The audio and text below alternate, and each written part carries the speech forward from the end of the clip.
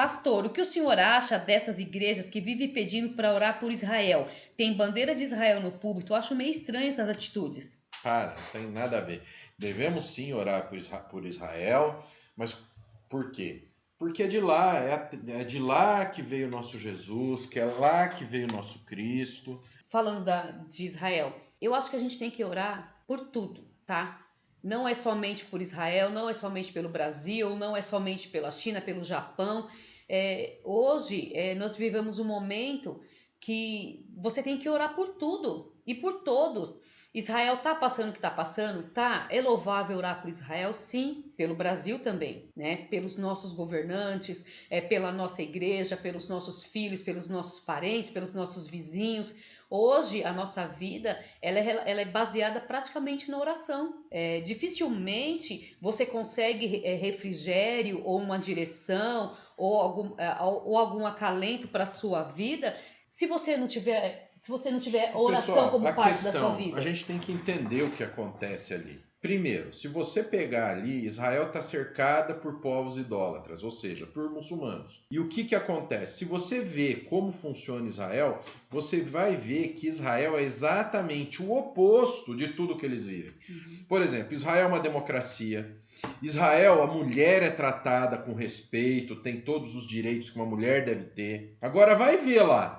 Olha, pega o Irã. O Irã tem um maluco lá, entendeu? Tem um maluco barbudo lá que cada vez coloca mais peso em cima da coitada da população, entendeu? É um Estado teocrático e que não tem nada a ver com Deus. Olha só, ele se coloca como Estado teocrático, mas nós podemos dizer que é um Estado regido por uma religião errônea. Então as mulheres são escravizadas, tudo isso. Lógico que eles vão contra Israel, o quê? Que é uma democracia, que respeita a mulher, como a Bíblia coloca, entendeu? Que deve ser. Olha que coisa interessante. Outra coisa, Israel, a cultura judaico-cristã é um dos pilares do Ocidente, da cultura ocidental. Então eles querem derrubar aquilo, eles querem. E perceba que esses terroristas, esses países terroristas, entendeu? Eles não falam em criar apenas o Estado palestino, mas eles falam em destruir completamente Israel, tá? E aí falar, mas espiritualmente não. O Israel atual, ele não é o mesmo Israel de antes, ele ocupa o mesmo lugar. Mas aí o que acontece, pessoal? Nós sabemos que existe uma promessa de que Israel seria novamente enxertada a videira, desde que Israel recebesse Cristo. Então a gente precisa entender essa questão. Então essa promessa ela traz um peso espiritual muito grande. Foi de lá que Jesus veio. Então é normal que esses povos idólatras, que esses povos do jeito que são, tentem destruir Israel. Por exemplo, eu lendo aqui outro dia, vou dar um exemplo bobo. Nós estamos na era da pós-verdade. Então por que essa luta para destruir Israel? Porque eles vão destruir as evidências. A gente tem ali, para vocês terem uma ideia, Israel faz um trabalho muito forte de resguardar os indícios bíblicos, porque os árabes, sempre que eles têm contato com sítios arqueológicos que comprovam a Bíblia, tal, eles fazem de tudo para destruir. Então nós estamos na era da pós-verdade. Se eles destruírem aquilo, eles vão falar que nunca existiu. Como por exemplo, eu estava lendo hoje de manhã no Twitter a mulher falando que agora, né, o prefeito que morreu de São Paulo virou santo.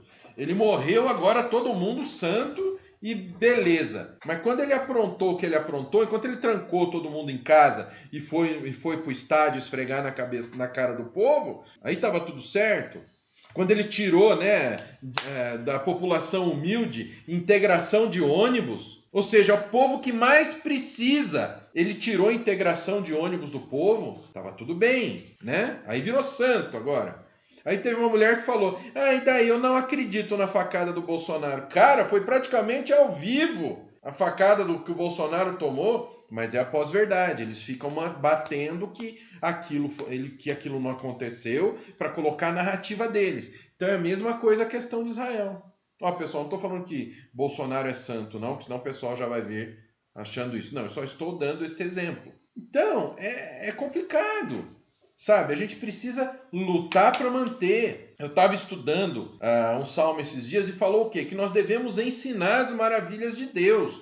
Porque se nós esperarmos os lá de fora, Sabe o que eles querem? Eles querem acabar com a Bíblia, eles querem acabar com tudo. Eles querem nos destruir completamente, para que a narrativa deles pareça verdade. E por isso que nós temos que ensinar a Bíblia, nós temos que ensinar a palavra de Deus, nós temos que evangelizar, nós temos que transmitir, entendeu? Mas transmitir o evangelho, não utilizar a fama que nós adquirimos pregando o evangelho para ir aparecer em determinados lugares. Então esse é o recado que a gente tira de tudo isso. É por quê? Porque ali tem um povo que quer viver a era da pós-verdade. Então eles querem destruir Israel.